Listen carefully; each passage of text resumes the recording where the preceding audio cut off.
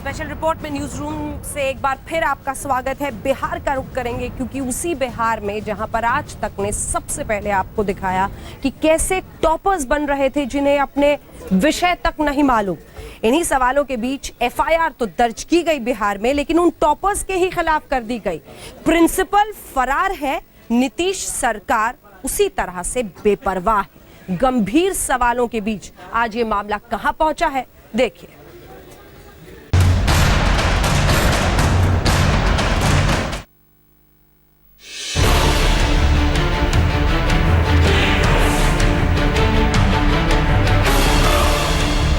बिहार के टॉपर होंगे गिरफ्तार, गड़बड़ घोटाले के सिर्फ छात्र जिम्मेदार।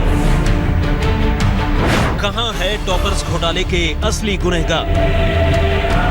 बच्चों पर एफआईआर, बच्चा राय फरार। जी हां, बिहार बोर्ड 12वीं परीक्षा के टॉपर्स का सच आपको आज तक नहीं दिखाया था। आज तक के खुलासे के बाद बिहार बोर्ड और बिहार सरकार नींद से जागी और आनन फानन में इस गड़बड़ घोटाले पर पर्दा डालने की कवायद शुरू हो गई। बिहार बोर्ड ने नाकारा सिस्टम को निशाना बनाने की बजाय बलि का बकरा अब उन छात्रों को बनाया है जिन्होंने 12वीं की परीक्षा में टॉप किया है। बिहार टॉपर्स घोटाले में पटना के कोतवाली थाने में रिपोर्ट दर्ज करवाई गई है। ये रिपोर्ट माध्यमिक शिक्षा विभाग के डायरेक्टर राजीव रंजन ने दर्ज करवाई है। एफआईआर में तीनों टॉपर्स रूबी राय, सौरभ श्रेष्ठ और राहुल कुमार का नाम दर्ज है। विशुन राय कॉलेज के डायरेक्टर बच्चा राय के खिलाफ भी एफआईआर दर्ज कराई गई है। सभी आरोपियों पर धारा 420, 465, 467, 468, 471 और 120B के तहत मामला दर्ज कराया गया है। देखिए, सारा मामला जो इंटरमीडिएट एग्जाम वाला है, इस संबंध में एक प्राथमिकी आज पटना जिला के कोतवाली थाना में अंकित की गई है और प्राथमिकी होने के बाद अनुसंधान पटना पुलिस ने प्रारंभ कर दिया है। अनुसंधान के दौरान जैसा सा साक्ष्य आएगा हमारे सामने, उसके हिसाब से आवश्यक कार्रवाई। अब जब हम एफआईआर करा दिए तो अब लोग कह रहे हैं कि अब इंक्वायरी क्या होगी, तो एफआईआर के बाद क्या होती है? वही कार्रवाई होगी, इन्वेस्टिगेशन होगा, जो लोग दोषी पाए जाएंगे उन पर सख्त कार्रवाई की जाएगी। सरकार पूरी तरह से गंभीर है इस मामले में।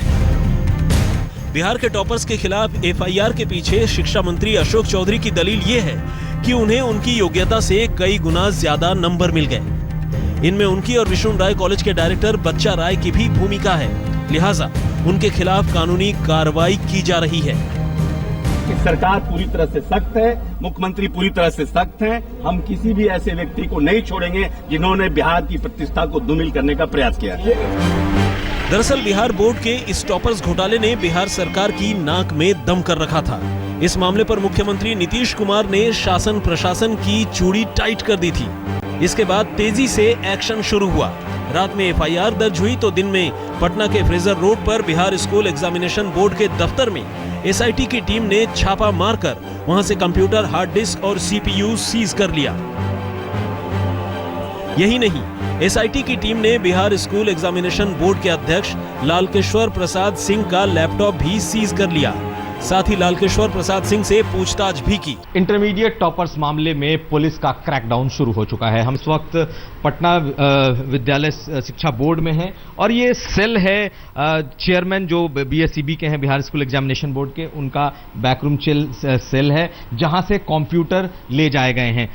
कंप्यूटर सेल इसके अलावा सीपीयू ले जाया गया है और साथ साथ उनका जो पर्सनल लैपटॉप है जो यहाँ पर उनके दफ्तर में होता है उसे ले जाया गया। बिहार टॉपर्स घोटाले में सरकार हरकत में तो आई, लेकिन नाबालिग छात्रों के खिलाफ एफआईआर दर्ज करवाकर एक बार फिर विवादों में फंस गई। सवाल उठ रहे हैं कि इसमें छात्रों की गलती है या फिर सिस्टम की। विपक्ष कह रहा है कि छात्रों की बजाय जो मामले के असली दोषी हैं उन पर एक्शन होना चाहिए। बच्चा राय को गिरफ्तार करना चाहिए, उन पर कार्रवाई की जानी चाहिए। उन पर कार्रवाई करने के बजाय अब लड़की पर कार्रवाई कर रहे, उसका क्या दोष है? उनके दोषी तो गार्जियन होंगे या बच्चा राय जैसे लोग होंगे या लालकेश्वर सिंह जैसे लोग होंगे। तो एक व्यक्ति को मुख्यमंत्री बचा रहे हैं और एक व्यक्ति को जो लालू प्रसाद यादव जैसे लोग बचा रहे हैं। तो इसलिए देखिए, इस पूरे सिस्टम को बदलाव की आवश्यकता है और नहीं तो इस तरह के रिजल्ट्स को रोका नहीं जा सकेगा। बिहार बोर्ड की 12वीं परीक्षा के टॉपर्स के विवाद ने बिहार सरकार की बहुत किरकिरी करवाई है। बोर्ड ने डैमेज कंट्रोल के लिए छात्रों का दोबारा इम्तिहान तक करवा लिया। टॉपर्स के इम्तिहान के नतीजे भी रद्द कर दिए गए, लेकिन नाबालिग छात्रों के खिलाफ FIR करवाकर बिहार सरकार एक बार फिर सवालों के घेरे में आ गई है। रोहित सिंह के साथ कुमार अभिषेक, पटना, आज तक। इस पूरी खबर की वजह से उन टॉपर्स की तो खूब किरकिरी हुई, लेकिन बिहार की किरकिरी सबसे ज्यादा हुई। लेकिन ये सिस्टम, ये व्यवस्था बदलेगा कैसा जब बच्चा राय जैसे घाघ इस सिस्टम में बैठे हुए हैं। देखिए,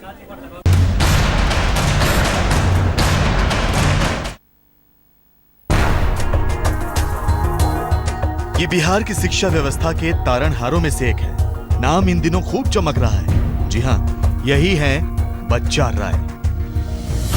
बिहार में कई कॉलेज चलाने वाले बच्चा राय, जिस विशुन राय कॉलेज ने रूबी राय और सौरभ श्रेष्ठ जैसे नगीने दिए, उसी के प्रिंसिपल हैं। बिहार की शिक्षा के सुपरमैन हैं। तमाम कॉलेज, पब्लिक स्कूल सब राय साहब ही मैनेज करते हैं। कंपनी कैसे चलती है, ऑर्गेनाइजेशन कैसे चलता है, ऑर्गेनाइजेशन सिंगल एक पर्सन से तो चलता नहीं। सरकार कैसे चल रही है, मुख्यमंत्री के बाद ऑलरेडी मंत्री हैं, मंत्री के बाद विधायक है, वही ऑलरेडी जो चैनल है उसके थ्रू चल रहा है। सवाल है, पिछले कुछ सालों से बिहार बोर्ड में इम्तिहान के नतीजे बच्चा राय के इशारे पर ही निकलते रहे हैं। आरोप तो खूब लगे, लेकिन बच्चा राय ठहरे राजनीतिक रसूख वाले इंसान, लिहाजा अब तक इनका कोई बाल बांका नहीं कर पाया।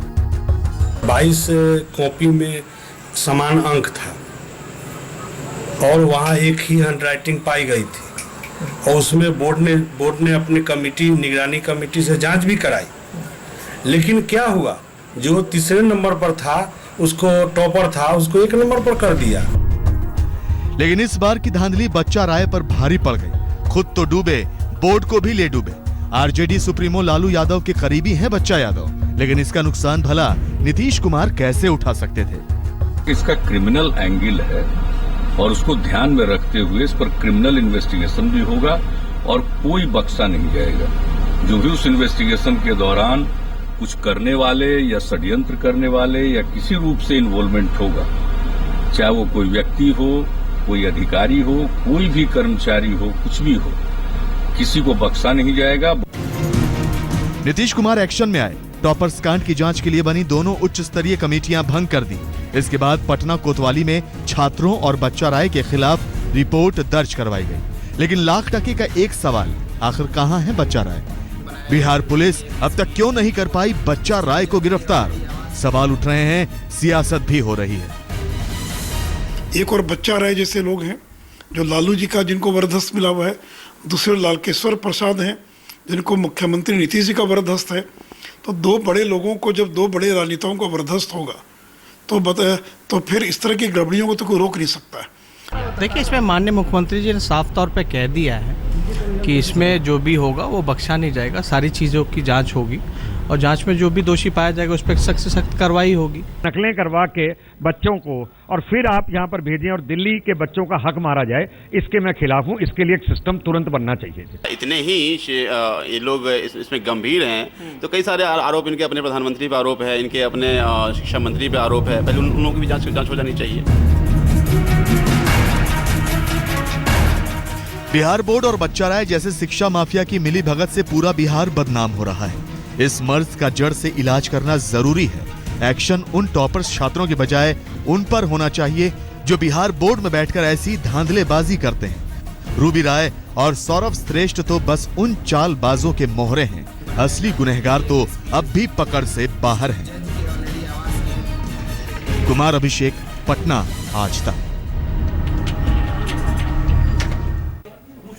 ये व्यवस्था, शिक्षा व्यवस्था जो बिहार में है, सिर्फ यही मामला नहीं है। गोपालगंज का 12वीं का एक छात्र इंजीनियर बनना चाहता था, बाकायदा मेहनत की, एग्जाम भी IIT JEE के क्लियर कर लिए। लेकिन IIT JEE का एग्जाम उसने एक तरफ क्लियर किए, उधर दूसरी तरफ 12वीं की जब उसके रिजल्ट आए, मैथ्स गायब। वहां पर बायोलॉजी में उसे मार्क्स दिए गए थे, एग्जाम उसने मैथ्स का दिया था। देखिए,